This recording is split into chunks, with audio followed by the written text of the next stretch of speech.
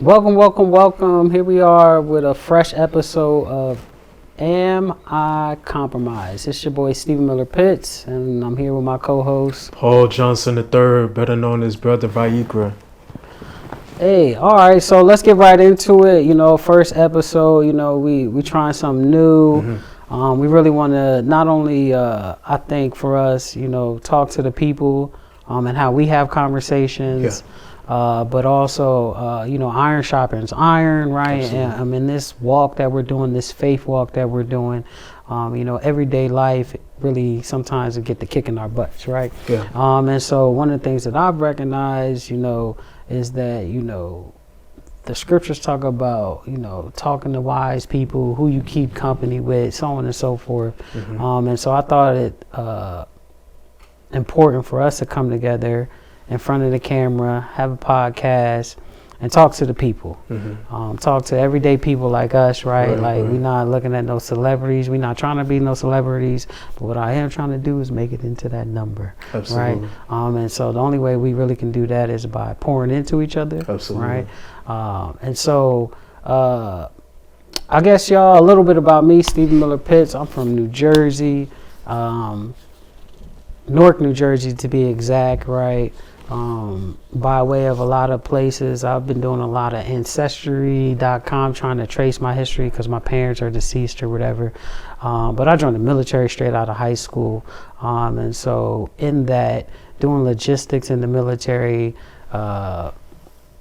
being deployed to Iraq and Afghanistan, seeing the world, seeing many different people, being in different environments, a breadth of experiences that kind of led me to where we currently are in Virginia, right? And me and my family had decided to make this our home.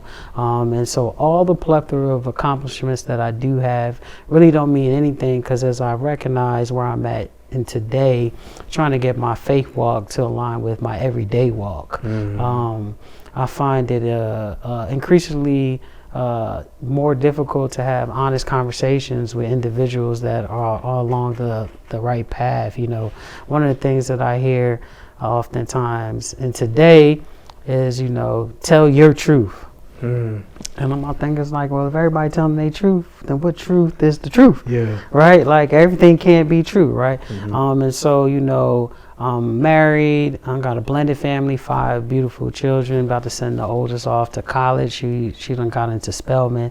And so I want to take all of my experiences and kind of package them up to really show and answer the question, am I compromised? And if I am, how do I navigate that? And so that's just a little bit about me. And so I'm going to pass it over to you to kind of give the people some of your background and how we got to this point. And then we can get right into talking about some important topics and how we see things. Absolutely. So, again, I oftentimes go by the name of Brother Vayikra, a Hebraic term, Hebrew, and is interpreted as "and he called." And so, a little about me, I'm the son of a theologian, which, great accomplishment for my father. Me, not so much. I'm trying to get there. Right. But I'm really, really inspired to be at this point in my life right now where I'm searching deeper for a lot of things. Really, I'm excited to be a part of this podcast because at this point in my life, I'm just tired of a lot of things. One of the things that's really near and dear to my heart is bullying. Right. And so growing up, I was bullied a lot. And it came to maybe like a euphoric moment where I had to put on some gloves and I found out that my hands work a little bit. Right. Which, doesn't mean a whole lot of anything. But when it comes to this point in my life, like I'm really, really tired of, like bullying in like the church world. Right. And so a lot of times we find ourselves in these atmospheres where we go to church Sunday, Wednesday, Thursday night, whatever. You grew up Kojic. My father was, prior Kojic. And so I'm a drummer boy. Right. So I've heard everything, at least 15 times. I can sell T-shirts everywhere. But just really coming to the point where like it has to be something deeper. you get to that point in your life where you're trying to mature a little more, and you just start questioning a lot of things. And so when you start to raise questions or ask questions to the people, that you're under, and sometimes it's taken as offensive, and it's not really meant to be offensive. It's just that, you want to learn something more. You've been hearing something your whole life, and so you want to know if it's that way, or have we missed things along the way. So am I compromised? I can say that I am, truly. And a lot of times I ask myself the question, like, how did we get here?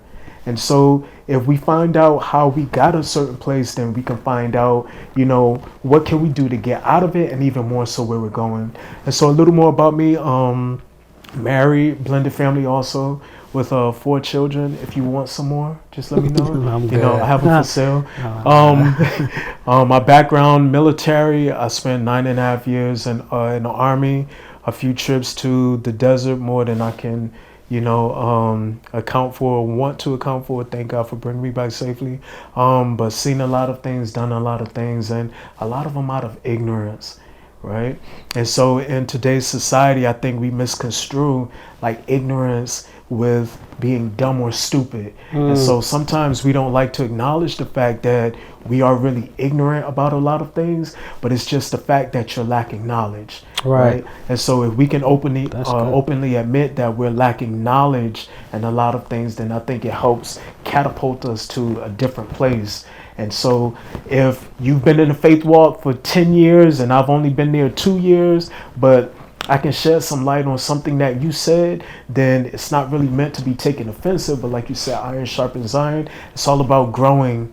It's all about growing. And so however we need to grow and whatever we need to do, that's what I'm most interested about. And not only that, but freeing people, freeing bullied people. And so that's what my heart's desire is, like, no more bullying, no more of that. Yeah, I really rock with that. I think it really, like, as you were talking, it resonated with me. I grew up being bullied, but I don't think I had a good grasp on like how I came up. You know what I'm saying? Mm-hmm. Because part of it was like my parents divorced early. But then I had my great aunt and uncle live with us because they were kind of going through some things. But because my uncle was a preacher, he was my pastor. And so they lived with us, and my mom would always work. She worked at night. She drove buses for New Jersey Transit. But like in high school, like I was bullied. But it's weird because like I grew up in a family that could fight. Like I could fight, but like when my parents moved us out of the hood, they were like, you can't be like where we come from, right? Like you about to, like, just plain speak, like you about to be around all these white people, like you don't need to be getting in trouble, right? Like, and like it was kind of difficult being like the only black person, like moving from like my cousins used to be rough with me, like we used to fight and all that stuff, right? But then when we went to a new environment, new neighborhood, one more and one better, our behavior had to change, right? And so that's what my parents were trying to teach me, but also with that, the system wasn't set up for me, and that's how I got bullied, because I was more worried about my parents, right, and getting in trouble with them than like what I was actually engaging in with like the bullies or whatever, defending myself or whatever the case may be. So I think it's really something important that you're talking about, and us having all these children, right? That's one of my concerns, like my kids being bullied, right? And so when we talk about am I compromised, right? Like, how do you even tell your kids, like, I'll be like, well, my youngest is 6. I got to tell them every morning, don't put your hands on nobody, don't touch nobody. But then in the same sentence, I'll be like, don't let nobody put their hands on you. Absolutely, yeah. Like, how do you even do that? Like, how do you even, like, I don't even think we recognize, like, we say things that are contradictory in nature because we really don't have a fundamental grasp of, like, what we're trying to accomplish, right? We're in the midst of it, and then we're finding out all this information. And so, like, telling my kids, like, hey, don't be touching nobody, but then don't let, if somebody touch you, you know what I'm saying? And then it's like, well, which one is really the right way, right? And scripturally speaking, like, do we have anything that we can reach to? Like, one of the things that comes to my mind is like when they ran up on Jesus and Peter he cut that ear off, Yeah. right? And so, but that story shows you a few things. It shows you that he was always locked, ready to roll, right? Like Peter was about that life, right? And it shows you that they needed that, right? Like it was acceptable to a certain point, right? But then in the midst of that story, because Jesus knew what his mission was, he had to stop that part of Peter's character. Right. And it's like, how do we even know because in that situation, was Peter compromised? He was, but that's why Jesus had to fix it, right? Because if not, then it could have went a different direction, right? Because he assaulted the guard, and that's treasonous, right? That's all that stuff, right? But I think a lot of people don't even recognize how we're supposed to take the scriptures from yesterday's time and then use that to correlate to today's time. That's good. That's good. The reason why I like that is because sometimes in the church world, we don't like to admit that the Bible wasn't written to us at all. I don't know anyone alive, breathing, speaking that existed in the BC days or the AD days, like to a certain point, right? But however, it was written for us as a manuscript to really follow like day-to-day living. And so I think if we can acknowledge that, even the way that we receive and interpret things, like if we can change our thinking about it, then maybe we'll be better off. Right? And so to the story that you alluded to with your youngest, funny story, my youngest, my baby boy, he had a situation where our demographics are different now, right, than what I grew up in. And so I hear him and his siblings always call each other the N-word, right? Oh, yeah. And so I also, as part of slang, say it, right? And so trying to teach him that the origin of that word, and then at the same time to try to help protect himself from, like just last week he had, a Caucasian young gentleman call him the N-word, and it's like, but Pop, you said, but now you're saying, and I'm like, well, son, the thing is that you have to really, really like understand different things, right? And then trying to help him navigate through making a better name for himself. And so a part of Am I Compromised says that we have to be really cognizant of our name, right? Our character, because when we come into this belief system, our character is not saved. It's not regenerated. However, we find different excerpts in the word that Jesus spent a lot of time encouraging people to let this mind be in them, which was also in him. And so if we can understand that our mindset has to change, then our belief system changes, and then it shapes the actions of your character. You feel what I'm saying? And so being compromised is so many different facets of life, that we find ourselves in, especially this day and time where everything is going on, and then even more things are to come because of certain things. Right. But we really, really have a long way to go. Church world, society, work world, and everything. Right, 100%. And I think, to bring us back, because we jumped in there, because you talked about bullying. But I think it's important for the people to kind of know, what our faith is, what our stance is. Sure. And I think for me, even in that, it's like, am I compromised in that, right? Like we could use this term, and I know it's going to end up sounding cliche, but it really is like, that's your litmus test to know, right? So like, before we was talking about like, the young lady asked us, what's our faith, right? Yeah. And I was like, well, I'm Christian, but am I Christian? Because I know I'm Christian, right? So don't get that wrong. That's a bit. But what I'm saying is, right, like when you look at the scriptures and the charge is one thing. Oh, that's real good. That's real good. The charge is one thing, but we get caught up on titles. Oh, that's real good. Oh, that's real good. We get caught up on titles. So you're going to really, really interesting things with these titles, right? No, because I think because not to say that Christian you is a shouldn't talk title, about right? it, but it's Because just sensitive, yeah. because when I'm talking about like if I'm saying I'm a believer in Christ and like really what is it, right? You're supposed to spread the gospel. What is the gospel, right? The good news, right? That Right.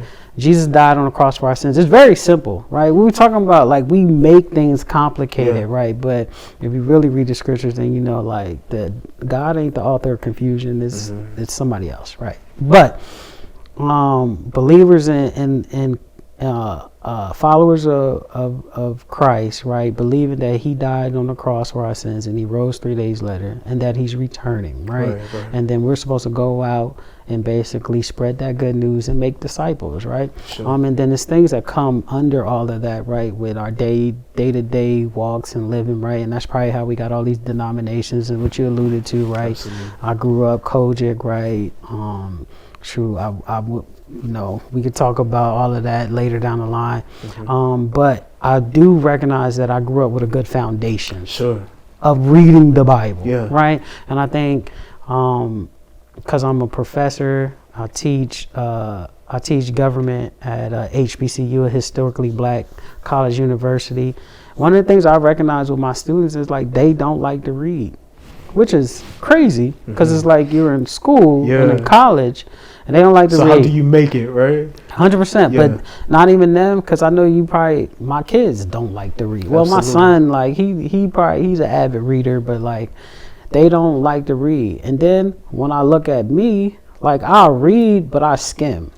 Like I mainly skim nowadays too, right? So it's like society has moved in a certain thing, but it's like, and I think this is why we're doing the pod, because it's like, all right, we're actually going to take the actual scriptures and say the actual scriptures and then give you the prescription of how we're receiving it, and then you do with it what you will, right? Because the scriptures say, you know, you got to test the spirit. So test our spirit. Please test our spirit, because we trying to figure it out. Everyday life, we trying to figure it out, and we just regular people trying to get this walk correct, right? But back to the main point is like I think we are oftentimes caught up on titles instead of like following what we're prescribed to do, and that's how you get to the accomplishment.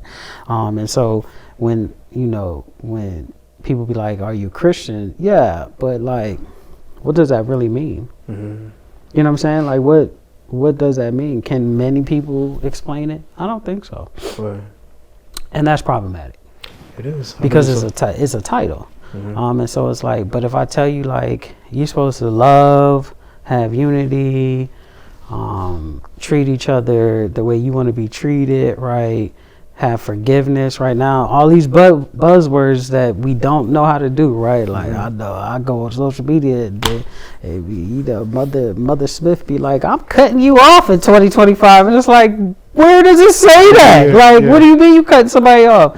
How you cutting off your son? No, wait, what's going on, right? And I think we've gotten to a point where we cut people off, we're hang up on titles, and we're stuck in our truth that we don't recognize what the truth is, right? The foundational truth, which is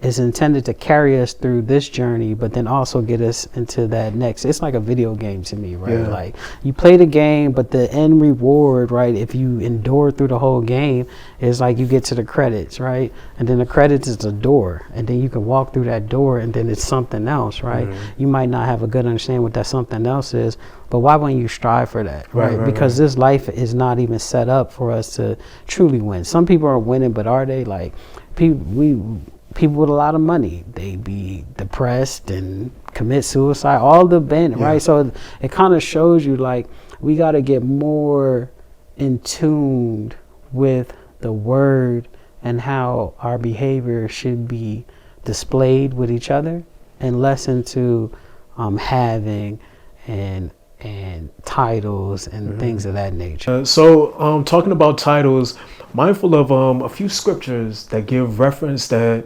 Jesus addressed disciples who were apostles, right? He addressed them as brothers. And so that's one thing that a good friend of mine that I've been connected to for a good amount of years, he said, well, you know, Brother Paul, I don't have my people call me pastor or whatever, respect to the gift and the office, but we relate to each other as brothers and sisters. And so I think with that, it takes away like the stigma that I'm above this person or they're beneath me. There's no first this or this, which pun intended is not biblical, right? But just a lot of the ways that we've received like Western Christianity, and we've made it, with this platform that no, this is the right way, and if you don't follow this way, then it's kind of like, shame on you with the cross and the holy oil, right? And so I can go with titles. I'm just not a fan, because you don't have to call me, and you can call me Paul, PJ, or you can call me Hey, right? But as long as we're bonded, which is the whole intention of unity. And so if we're not unified because of these titles and these gifts, these offices, which we think that we had to fight so hard for, or put in so much time for, or to be specially anointed as something, no, what about just let's be unified? And so it's just kind of sensitive. And again, looking at the camera, no disrespect to anyone that sits in a certain gift or office, right? But I am expressing my heart, and I mean it, that a lot of people are damaged behind not addressing people a certain way, and it shouldn't be like that. I'm with you 100%. Oftentimes I wonder, I wonder a lot, but like when you go back to the scriptures and you really dig into it, like, because I think the titles thing comes from, like, to your point, the Western style of Christianity. But I think, I think it depends on what you classify as Western style of Christianity also, right? Like, are we just talking about the United States? Are we talking about Europe? Like, how far west, right? Like, so that's part of it. But I think, with the titles, the scriptures talk about, like, they call Jesus everything. Some call him teacher, some call him Lord, some call him master, right? And and I hope my good friend, hopefully we get him on the podcast. I didn't understand why he did it in the beginning, right? Because he's got a doctorate, right? Like, he's got accomplishments. He did some things, right? But he's like, nah, my name just Wes, right? And so wherever we go, like, despite all accomplishments and the things, like, he's like, just call me Wes, because I think that is a humble thing. Like, I ain't no different than you. I just got different experiences, right? Like, I might have been here longer or shorter, but my experiences have gotten me to a certain platform. But that platform really don't mean nothing, because at the end of the day, I'm just me. Absolutely. Right? Yeah. And so, and I think that's what Jesus, Jesus was doing. Like, at the end of the day, he was him, and he knew who he was. The crazy part is he knew who he was. Not everybody knew who he was, and he knew he could do anything, but he still colored within the lines. That's why I call it color. When you color within the lines, like, it's like playing the video game. Like, you turn on a video game, you can play within the rules, or like you could do whatever you want, right? It's your choice. But if you play within the rules, like, you unlock certain things, right? And so I think with my faith walk where I'm at now, it's like, all right, I want to color within the lines. I want to play within the rules. One, because it ain't nothing out there, because I remember being in the clubs. I remember cheating. I remember all the stupid stuff I used to do that I repent for. I repent. If I ever offended you, if I ever disrespected you, I am sorry. Because I do believe in forgiveness, right? And how can you believe in forgiveness if you're not asking for forgiveness and repenting and being like, I'm sorry, I'm not that person I was, right? But even with that, right, as I progress and try to get a better understanding, so I know if I am compromised or not, right? Like, I think a lot of the foundations, and that's why I said I think it's important for us to say, like, what our faith is, right? And how we kind of walk this thing out in everyday life. So be like, yo, we just regular. Absolutely. But I truly believe, like, the Holy Spirit be rocking with me, and like, when I pick up the scriptures, like, it just come, and I'm like, that makes more sense to me than, like, never mind, I ain't gonna do that either. Because I know you got to show yourself studied and approved and all that, but a lot of how I've seen preachers and pastors and stuff do their thing is more like motivational speaking, and you know what I'm saying, throwing a little bit of this and a little bit of that, Right. and then like, bro, I just look, man, I just want to be good. Yeah. You know what I'm saying? So what you mean by that? Just be good with it. I want to be good with God, and I don't know if a lot of people want to be good with God because I don't think they really understand it. If that makes sense, right? Like, it's kind of like I lost a lot of people early in life, right? Like my parents, my brother, like all that. Like I think I buried everybody close to me before I was 35, right? For various reasons, right? But then, you know, being introspective, I think that's the proper word, introspective or retrospective, whatever it is. Instead of having a pity party, I recognize, like, you know, we've been deployed, right? Sure. I done been in the mix, right? Right. I done had some, I'm like, I don't know if I'm making it type, right? Same. And so when I look at all of that, I done been in like I done been messing with women I shouldn't have been messing with, and probably should have got my cat pill type deal, right? Like all the above. And then when I look back at each aspect of it, I recognize the consistent for me was God. Like God has always been there. That's how I'm here, right? That's how you get out on the other side of something when you think it's like terrible or whatever, and then if you look back, you be like, well, if nobody was there, then it had to have been God that got me through, right? Like that's how I reason it, but a lot of people don't because they don't have that foundational piece.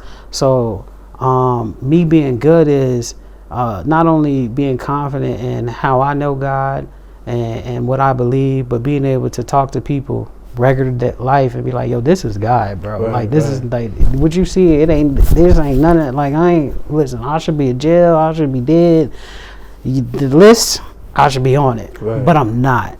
And that's grace, right? Absolutely. And that's the faith, right? Because salvation is a gift of grace, right? And a lot of people don't understand that either. It's touchy as well. Grace. Go ahead, my bad. No, it is grace. Is grace and mercy is touchy, but I think if we all strove to recognize, and that's why I love this title, Am I Compromised? Because you kind of got to ask yourself the question before you start questioning the people. And where we are in society today, like in my kids, I got a 6-year-old. Before he do anything, he asks me a question, right? It don't matter. I can say, go use the bathroom, and he going to ask me a question before he go use the bathroom, right? Because he's questioning me, right? Trying to figure it out, right? And I oftentimes think too, like that, like when you look at the scriptures and they talk about like Jesus when he was teaching, oh, this is good. When he was teaching and he was like, you know, to get to here, you kind of go, you got to be like a child.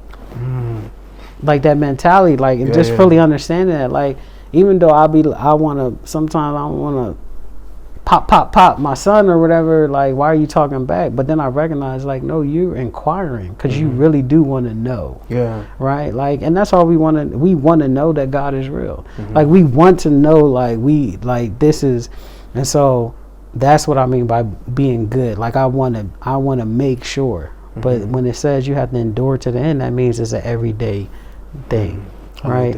So I want to be good every day. So that's what I mean by that. That's good. By making sure, like, every day, right? And it just reminds us of, you know, like you said, humility, right? To just let us know that we haven't made it.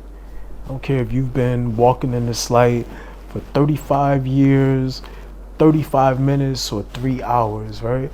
And so my mother, she says this thing, well, I've been saved for 100 years. She's not 100, right? And I'd be like, well, golly, I'm just trying to work on 2 weeks, like, consecutive, right, without any breaks, because, you know what I'm saying? It's like always that room for error. But I think a lot of where we are about being in a compromisable state is that we have certain people, right? Doesn't, you know, just restricted to leaders or whatever, but it's just people that, because they feel like they've been doing something for so long, that if I haven't been doing it for as long as you have, or even if I have and I hit a couple rocks in the road, a couple detours, it's like, oh, well, you got to start all over again, or ready to throw the book at you, right? And so I know earlier before we started airing, we were talking about like the woman at the well, right? A point of grace is that, with that woman, with Jesus being who he was, he saw everything about her, right? But the thing that I love about it is it's anti-church world now. And that's so good. Go ahead. That's so good, because like when I went back and just pulled up the story real quick, and when you recognize that the customs of the time, which we have today, like people won't speak to each other. Like we go to the grocery store and like, depending on how I'm feeling that day, I might not, but I try to make sure I just speak regardless. Absolutely. Right? Like, cause you never know what somebody's going through. Right. Yeah. But just think about it. Like the Hebrews, the Jewish, right? And what was she, a Samaritan? Yeah. The Good Samaritan. Right. Yeah. They didn't. Not the Good Samaritan. Oh God. I know she was the woman at the well. Was she the Samaritan? Either way, their cultures, they didn't speak. They didn't intermingle. They didn't talk or nothing, right? And so, and I can imagine during that time, especially her being a woman and he being a man, him like that was additional with him speaking to her directly, right, for help, right? And then he basically was telling her, "I'm gonna give you everlasting water," right? Like, and she was like, "How?" Right? But what he had to do, right? And this is where I feel like the church has to get better with, right? And it's a thing on the social media I'll be saying all the time. We listen and we don't judge, right? Because what he was doing, where did that come from? But it's a TikTok thing or whatever, right? It's a trend or whatever. But like Jesus was listening and not judging, because he also recognized she needed what he had. Now think about this, because the church, people need what the church has. And he wanted to freely give it to her. He understood the cultural barriers. He had to take the first step, though. He had to speak to her, and then she was caught off guard. And then just think about it, like, because my wife do it all the time. I'll say something, and she'll say something contrary. You're gonna get in trouble. I am, but hey, I love you. Right. But look, like, just think about it. You say something, and then you get a contrary response, and it's really a smart response, but you like, bro, you know what I'm talking about. But it's like, all right, but that's how people do, right? And so I imagine the woman at the well, her response was like, really, you gonna give me what? Like, you don't even know me. And then Jesus was like, I'm gonna tell you about yourself. But I'm gonna tell you about yourself so you can understand I do know you. I'm not trying to put you on blast, though. I'm trying to change your life. Right. And that's how he did it. And he recognized all of those elements in a conversation at a well. And he was tired. Yeah. Because that's how it opened. He was tired. That's why he stopped at the well, right? So when we're walking through this faith thinking we're tired, we don't want to do it no more, none of the above, there's always somebody that need what we have. Absolutely. Because salvation is a gift. Yeah. Right? And like grace, you know what I'm saying? And so I think that's why I just wanted to add that, because like it's so many intricate parts to the story. It definitely that like you got to really understand like what he was showing, and it's relative for me, and that's where we be messing up. Yeah. Because like now you take the elements of that and you apply it today. That's how you do it. You know what I'm saying? You don't be like, I'm not going to Walmart and be like, yo, you have 5 husbands. You know what I mean? Like, you know what I'm saying? But it's got to be relative to today, and use those elements. So like if I got a homeboy that out here being stupid or whatever, I need to be like, yo, bro, who you working on baby mama 8? It's basically what he said to her, right? Like, and it's like, come on, bro, like, let's do something different. You know what I mean? Way, there's a different way. Let me show you the different way, and then you choose. And so the woman went back and she told the town, right? Because she didn't just want it for herself. And that's how it's supposed to pass on to everybody. So imagine the outcome, how much different it would have been if it was publicly exposed. What would her witness have been like? You see what I'm saying? Right. And so I think that's another way that even the church, that they're compromised, because nowadays we believe in putting someone on an altar to display everything that the person has been doing, right? Not really being cognizant or mindful that, you know, we sin in a few different ways by what we think, what we speak, and what we do, right? And so imagine there was a magnifying glass on the person that was exposing other people, just exposing their thoughts, right? The Bible is written in such an intricate way that it's like all inclusive, right? Think about this. Nowadays, within the church world, the biggest sin, if there was one, would be with your flesh, right? Right. If you took a tally or a vote and 100 people, hey, what's the first sin that comes to mind? Write it down without even thinking. Probably 95% would say something sexual, right? But what about when you're late to work and you tell your boss, oh, it was traffic outside. And you was right? lying. You're lying, right? I got something good. What about when it's time to update terms, you know, for like your phone or whatever, and instead of reading that long thing, you just scroll to the bottom and say, I've read the terms, right? It's lying. What about overeating or harboring unforgiveness or not being a good steward over, you know, relationships or whatever? And so it's so many things that's you know, covered, you know, in the Bible, but we limit it to one thing and feel like if a person is not doing it like we're doing, then okay, so the Bible gives reference of when Jesus had the conversation with the tax collector and the publican.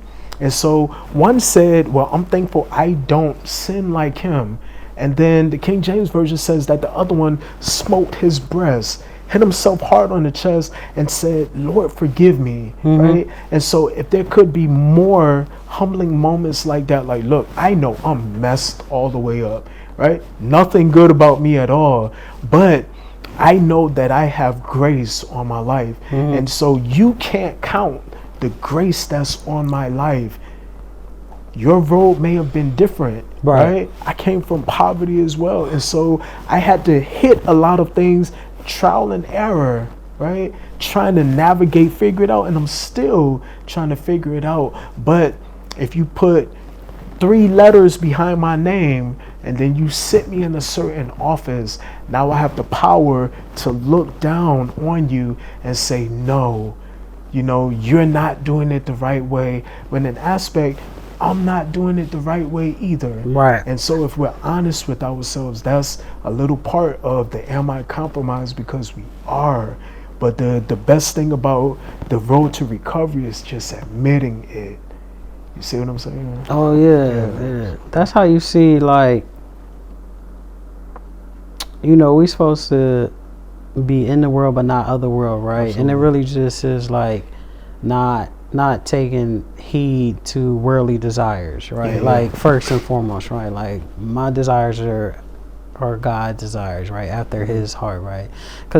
And it's really just like, it's like a, you know, I used to be good at math, so it's like order of operations, right? You know, what's the PEDMAs, or I don't know what it is now. My kids say it's a different acronym now, but you know, it's just your order of operations. Like, what do you do first? Do you give all glory to God first, and then you operate in your gift? But it's, you know, it's for his glorification, right? And I think people don't understand like the true essence of what that means. It's really just like you recognize like you didn't get here by yourself. What you do is not who you are, right? And it's more aligned to your purpose, and your purpose is for God's will. Sure. Right? And so like when you really understand that, for me, when I understood that equation, then it made me living easier, because then I could really deduce like, all right, well, if I'm being in the club every Friday, then I probably will end up cheating, right? Because that is the environment that breeds that behavior, right? And when you think about it, because people, for me, like, I don't know, it's a whole bunch of topics we could talk about, but just like when people follow the zodiac signs and stuff like that, and they be like, oh, I'm where we at, Cancer? I don't know, what is it now? I don't really follow it. They be like, I'm a Cancer, right? But then it's like, it's 12 zodiacs, and so you telling me all these billions of people fall under these zodiacs, and then all the characteristics are the same. All right, cool. So if it is an element to that, then like, that means that even though we're uniquely made, our story is more collaborative and community focused, right? Like if we feel it, and then it's parts of it, we feel the same stuff. We feel anger, happiness, sad. We feel all those same things, right? They're not unique to who we are as a unique individual, right? It's shared experiences, right? And so that should make it easier for us to work together and have together. But I recognize that part of what people don't recognize in this story, well, I like to tell people, I couldn't pick my parents. Sure. Right? So like whatever they decided to do, I got here, right? So that let me know I'm not in control of anything, which should let you know there's really somebody else that's a master plan, because like somebody has to be uniquely qualified to be like, all right, these two parents are going to have this child, and then this child will have this type of life, right? And nobody really, because when the parents have a kid, you don't know what's about to come out either. Absolutely. You know what I'm saying? So it should let you know that like you just like a player in this, right? Like you're player one, right? But there's billions of players, right? But the game is not our game. It's the creator's game, right? And what I was going to say, because the scriptures for me are all about God. Absolutely. And they show different aspects of people's faith in God. That's what the scriptures are. Sure. Showing like, and it's, for me, it's like I don't understand why we can't get to that place again. Or is there just so many people that it's not relative to where we recognize it every day? You know what I'm saying? Like it's like, because on social media, and then you talk about false prophets and all the things, the buzzwords and stuff like that, people leading people astray, and you can believe what you want to, but you can't, because like you said, like if I get out here lying, I'm sinning, right? And that's why the Bible says all men fall short of the glory of God. That puts it in context. Like you'll end up like a sin is a sin, right? That's why I say endure to the end, because you got to make it to the end. Yeah, man. So we got to wrap up now, but we had a robust conversation. Really glad that we got this first episode out the way, giving a little bit about our backgrounds and kind of our foundation of our faith as we tackle really important and tough topics as we walk this thing through. Am I compromised, right? Listen, a lot of these conversations we're going to have can be potentially controversial, contrary, but if you really study the scriptures, then you know that in the scriptures situations like this arose, right? Like where we have to give the viewers, the people listening in, those that are seeking the knowledge, the wisdom, give it to you how God has given it to us, right? And then be accountable in that, right? We're not perfect, but we will be transparent, and we will have opportunities to cover a wide range of topics, from children to married life, to politics, the whole gambit on how we walk out this faith walk in accordance to what Jesus told us to do in today's times. So thank you all for tuning in. God bless, and we'll see you on the flip side.